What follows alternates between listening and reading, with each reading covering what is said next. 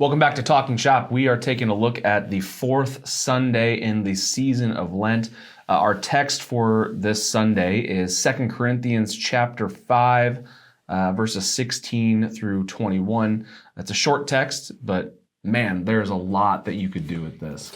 There is no shortage of tidbits that you could go off on for 20, 30 minutes, but depending on how much time your people will tolerate. Yeah, depending on how tolerant they are of your voice.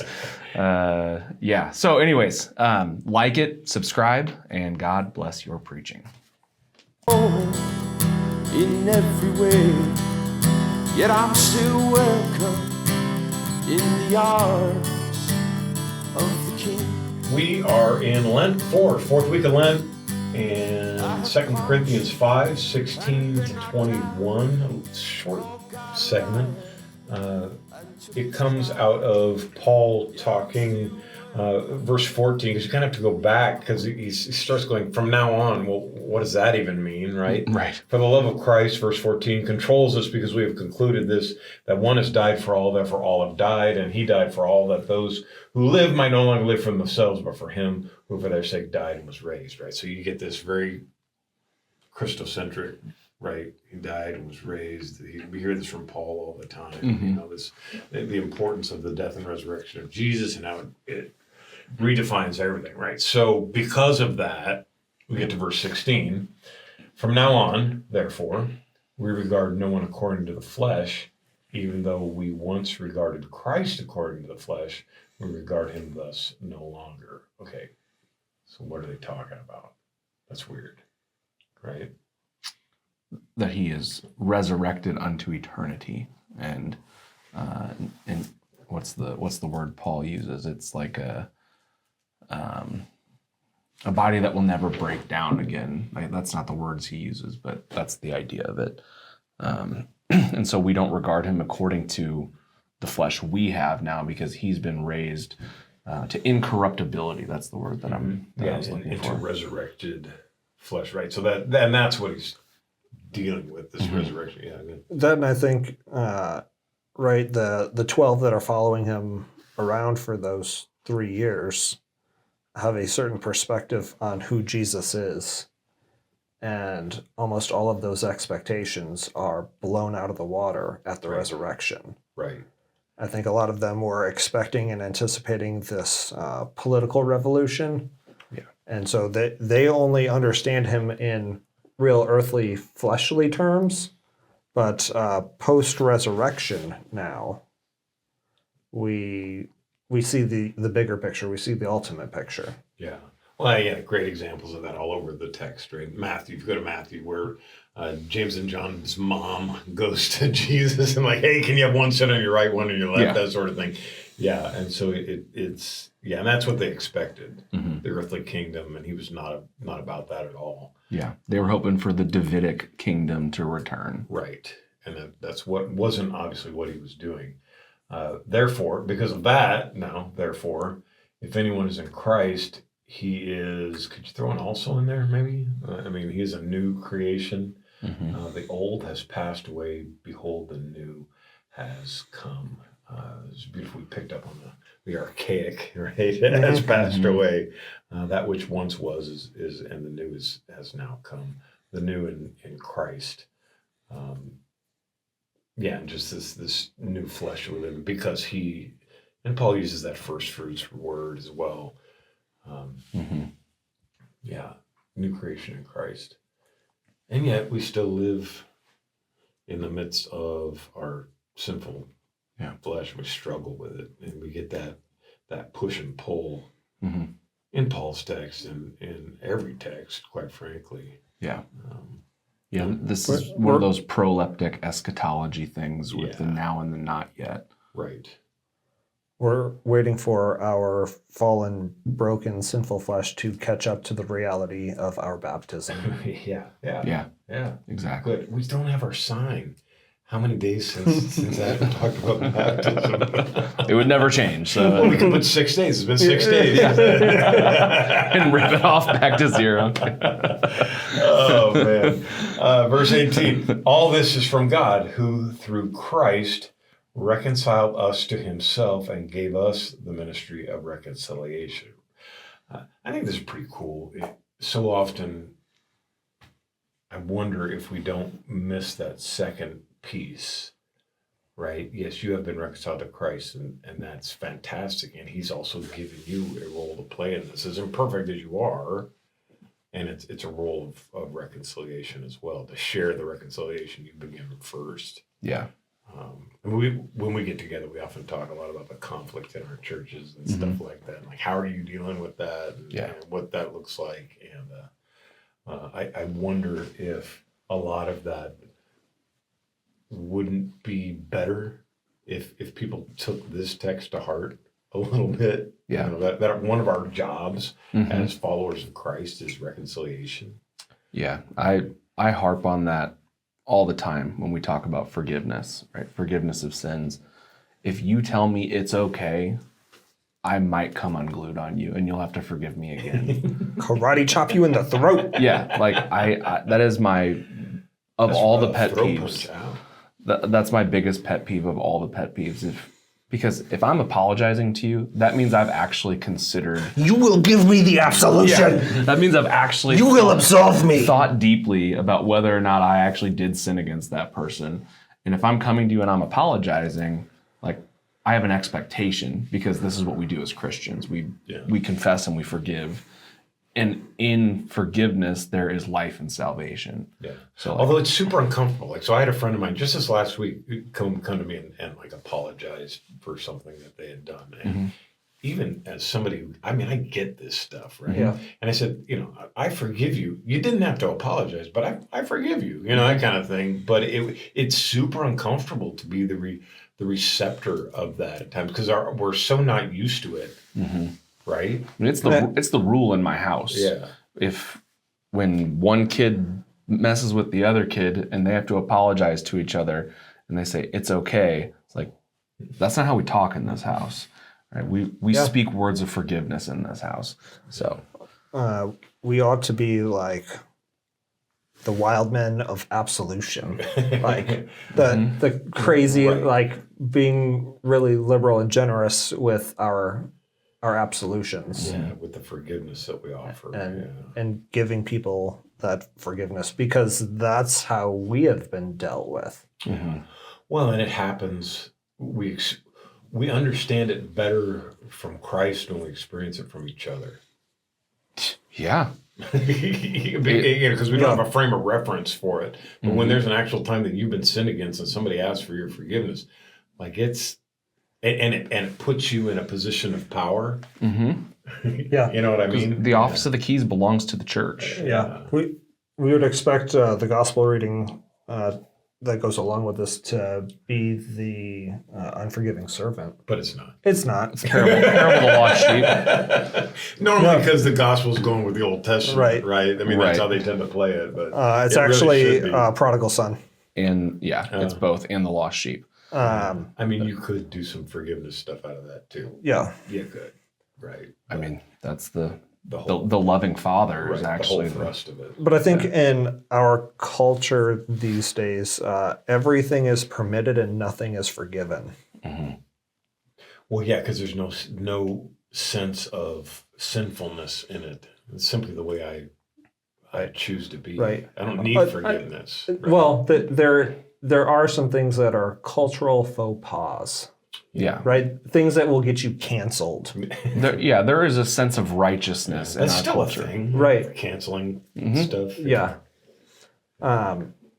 Because the world, the culture, the old creation doesn't have a category for forgiveness and reconciliation. Yeah. And so because they don't have this category of forgiveness and reconciliation, the best that they can do is cancel you and kind of try to write you out of the cultural narrative and exclude you from the cultural conversation, so to speak. Yeah, because we've again lost that ability to have a conversation with somebody that we don't agree with.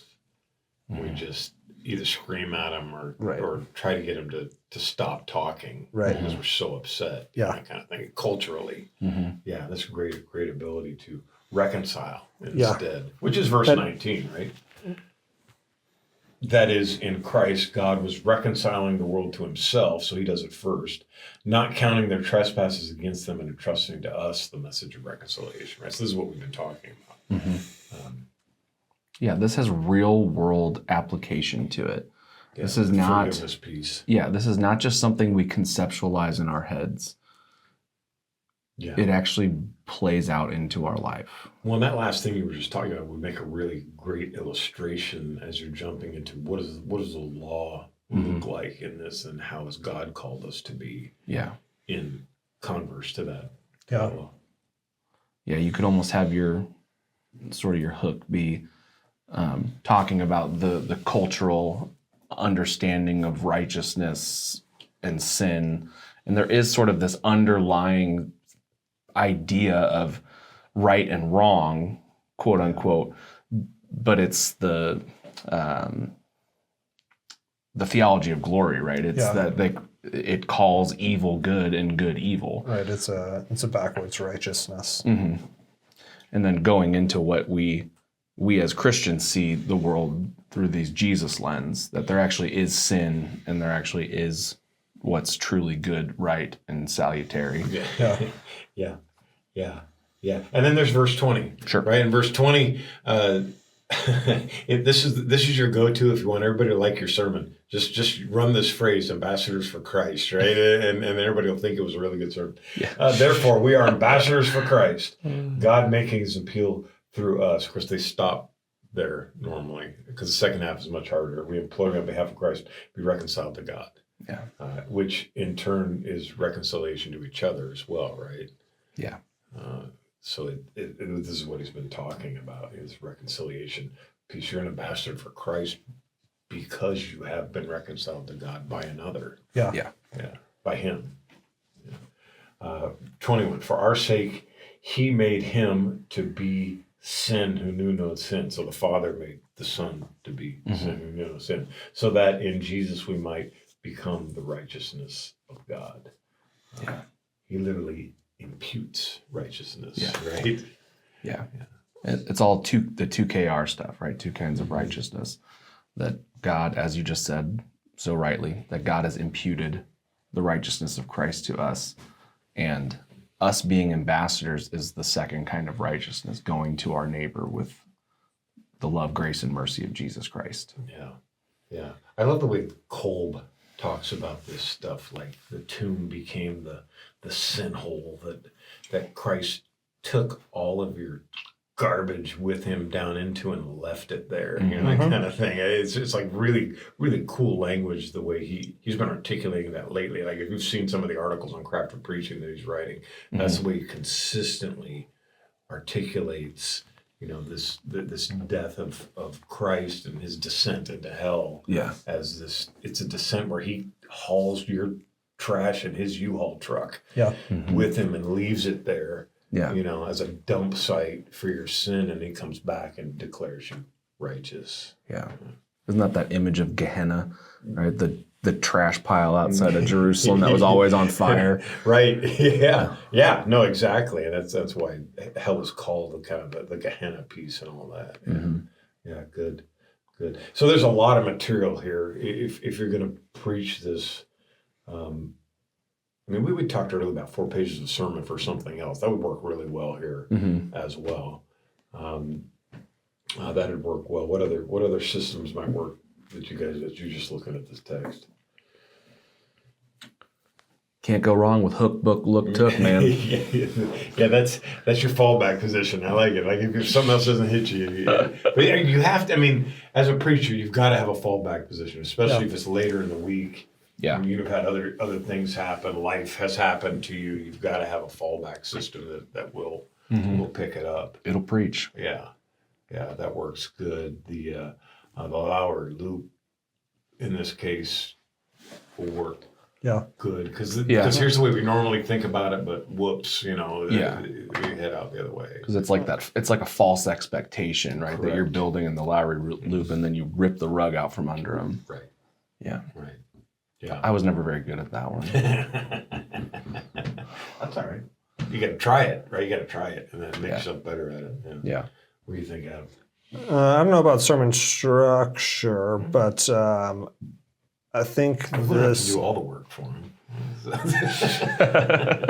I think this new creation and ambassadors for Christ, kind of comparing and contrasting the old creation and what you were with you being a new creation in Christ and that happening at your baptism and you being formed into something new.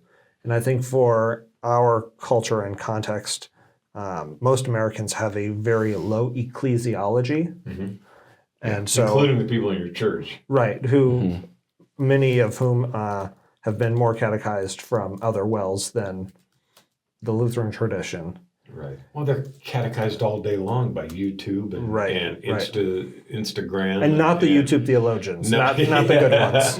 Occasionally. Some of them Not the are. Brian Wolfmuellers Yeah, and right, those right. You sorts. get 6 days of catechesis Right. and an hour of proper theology. Right. It's tough to combat that. And so helping to build for them a proper ecclesiology in that the church is an embassy of another kingdom. Yeah. And, You are an ambassador. and you are an ambassador for this embassy of Christ. And so here's how things work in the old order, in the old world, in the old creation.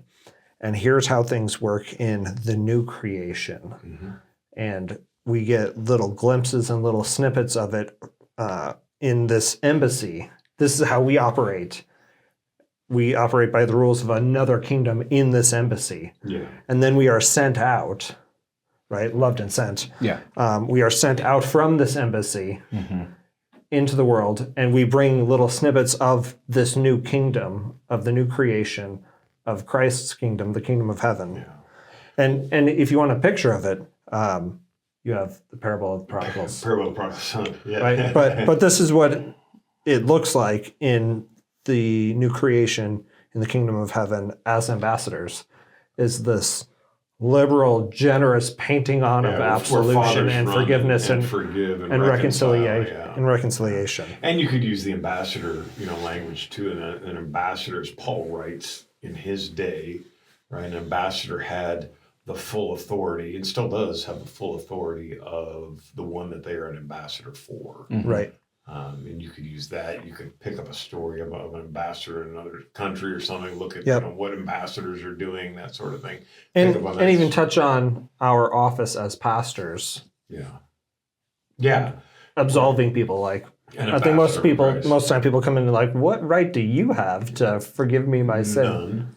Other than I'm called But and by ordained. Christ and his Exactly. authority. But I'm an ambassador in and of myself, none. Right. But I'm an Yeah. ambassador for another. Right. Yeah.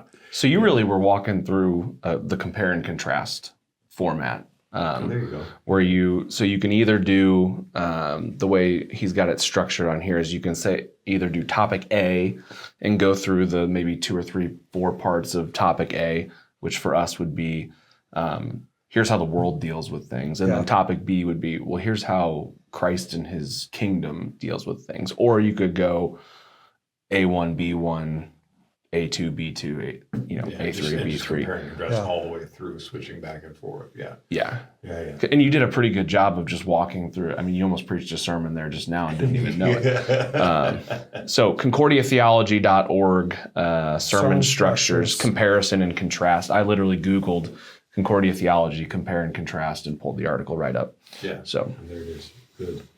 We hope that helps. Like, subscribe, be reconciled to one another. And God bless your preaching.